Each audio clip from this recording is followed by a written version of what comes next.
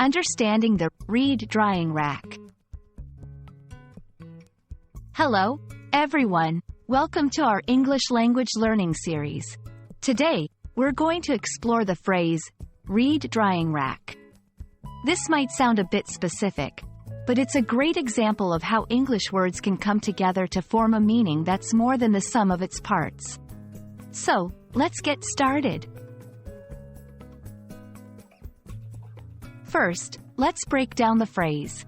A reed is a type of tall, thin grass that usually grows in wet areas, like near rivers or ponds.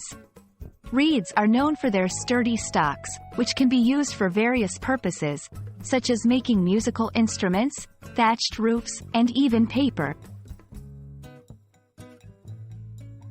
The word drying in this context refers to the process of removing moisture from something, in this case, the reeds.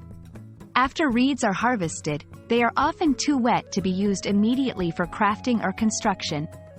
They need to be dried to prevent rot and make them easier to work with. Now, let's talk about the rack. In general, a rack is a framework or stand where things are placed for storage, display, or to air dry. You might have encountered racks in other contexts, like a clothes rack or a spice rack. Combining these elements, a reed drying rack is a structure where reeds are placed to dry out after being harvested.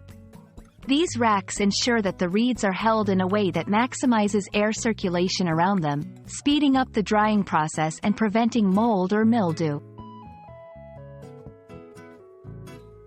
Understanding the term, reed drying rack, gives insight into traditional practices and industries. It's not just a term. It's a window into how people interact with nature and use natural resources in sustainable, traditional crafts and construction methods. I hope this video helped clarify the meaning and importance of the phrase, reed drying rack. It's fascinating how learning about something as specific as this can broaden our understanding of language and culture. Thanks for watching, and see you in our next lesson.